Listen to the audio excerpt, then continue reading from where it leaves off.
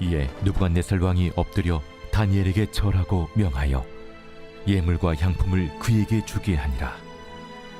왕이 대답하여 다니엘에게 이르되 너희 하나님은 참으로 모든 신들의 신이시요 모든 왕의 주제시로다. 내가 능히 이 은밀한 것을 나타내었으니 네 하나님은 또 은밀한 것을 나타내시는 이시로다.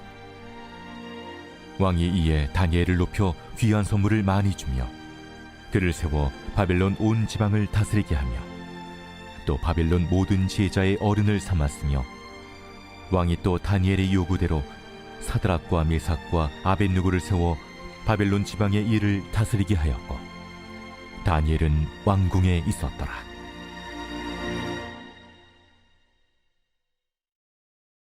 오늘 우리에게 주시는 하나님의 말씀은 다니엘 2장 46절에서 49절 말씀입니다. 오늘 본문은 다니엘서 2장의 마지막 부분입니다. 2장은 느부갓네살 왕이 꾼 꿈에서 비롯된 바벨론 모든 지혜자들의 죽음의 위기에 처하게 되는 것으로 시작되었습니다. 그리고 이제 그 결론은 바벨론 모든 지혜자들이 죽음의 위기에서 건짐을 받게 되었고 다니엘은 왕으로부터 큰 상과 선물을 받고 또 바벨론 온 지방을 다스리게 되었을 뿐만 아니라 모든 지혜자들 가운데 가장 높은 지위에 오르게 되는 것으로 마무리되어집니다. 그러면 이 장에서 우리에게 주는 몇 가지 교훈을 생각해 보면 좋겠습니다. 첫 번째는 다니엘의 높아짐입니다. 교회에서 다니엘서 말씀을 듣거나 읽을 때 많은 분들이 다니엘의 성공이나 높아짐에 주목하는 것 같습니다. 그러나 사실 다니엘은 그의 평생에 높아지고자 노력한 적이 없었습니다. 오히려 다니엘은 계속해서 자신을 낮추었고 하나님을 높였습니다. 다니엘은 느부갓네살 앞에서 모든 꿈의 내용과 해석을 말하면서 이것은 자신이 알게 하는 것이 아니라 하나님께서 왕에게 알려주시는 것이라고 말했습니다. 또한 자신이 다른 사람들보다 더 지혜로워서 이러한 모든 것을 알게 된 것도 아니라고 말했습니다. 어쩌면 다니엘은 이 모든 것이 자신의 지혜와 능력이라고 말할 수도 있었습니다. 그러나 다니엘은 모든 것을 하나님의 능력으로 돌린 것이지요. 그리고 다니엘은 느부갓네살에게 하나님이 알려주신 그대로 가감없이 말했습니다. 다니엘은 느부갓네살에게 왕의 나라가 영원 무궁토록 지속될 것이라고 말하지 않았습니다. 오히려 왕의 나라도 망할 것이고 이후에 또 다른 나라가 세워질 것이지만 그 나라들도 다 망할 것이라고 말했습니다. 오직 하나님의 나라만 영원히 세워질 것이라고 말한 것이지요. 다시 말해 지금 왕의 나라와 권세는 하나님이 주신 것이고 진짜 이 세상 역사의 주관자는 하나님이시라고 말한 것입니다. 다니엘이 이렇게 말하는 것이 쉬웠을까요? 현재 상황에서 망한 나라에 포로로 끌려온 소년이 제국의 급하고 잔인한 폭군 같은 왕 앞에서 하나님의 계시를 있는 그대로 말하는 것은 너무나 두려운 일이었을 것입니다. 그래서입니다. 다니엘서의 초점은 하나님을 잘 믿으면 세상에서 성공하고 높은 지위에 오를 수 있다는 것이 아닙니다.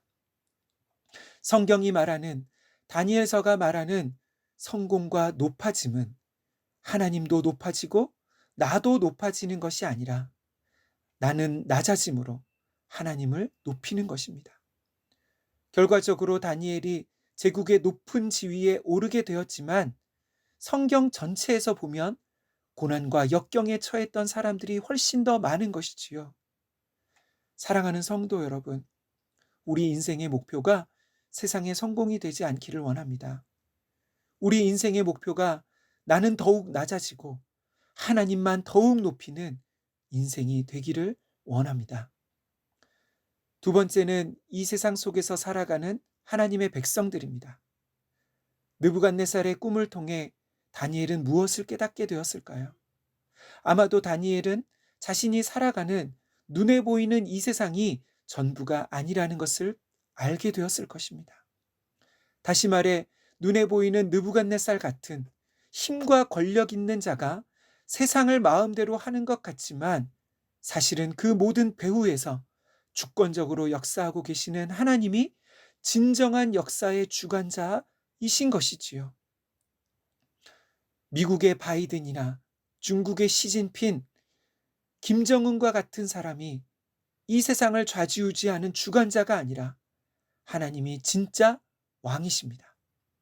다니엘은 자신이 그저 망한 나라의 포로가 아니라 바벨론의 왕을 섬기는 지혜자 중에 하나가 아니라 이스라엘보다 바벨론보다도 더 큰 하나님 나라에 속해 있다는 것을 알게 되었습니다.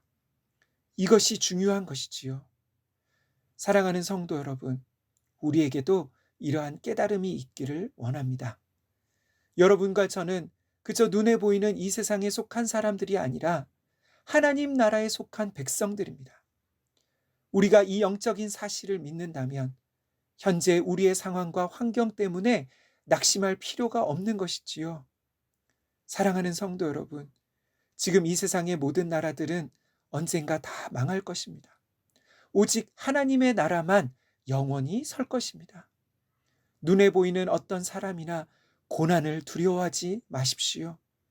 우리가 하나님 나라의 백성이고 하나님이 우리의 왕이시라면 그분이 저와 여러분을 책임져 주실 것입니다.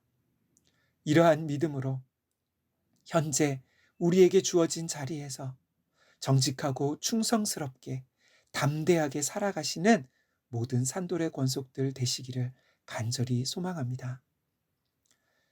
역사의 주관자 되시는 하나님 아버지, 느부갓네살의 꿈을 통해 이 세상의 진짜 주권자가 하나님이심을 나타내셨습니다.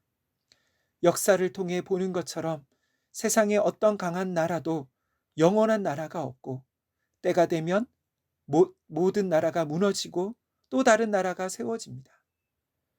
하나님, 오직 하나님의 나라만 무너지지 않는 영원한 나라입니다. 사람의 손대지 않은 한 뜨인 돌이 모든 나라를 무너뜨리고 태산을 이룬 것처럼 예수님의 나라가 모든 민족과 나라 위에 세워질 것입니다. 산돌의 모든 권속들에게 이 믿음을 가지고 오늘을 담대히 살아가게 하옵소서. 어떤 역경과 고난 가운데서도 낙심하지 않고 죄와 타협하지 않는 용기를 주옵소서. 지금도 살아계셔서 우리와 함께 하시는 예수님의 이름으로 기도하옵나이다. 아멘. 이 시간 함께 기도할 제목입니다. 첫 번째, 우리 인생의 목표가 세상의 성공이나 높아짐이 아니라 우리는 더욱 낮아지고 하나님을 높이는 삶 되게 하옵소서. 두 번째, 우리의 삶을 통해 세상에 믿지 않는 자들이 하나님을 인정하고 고백하는 통로가 되게 하옵소서.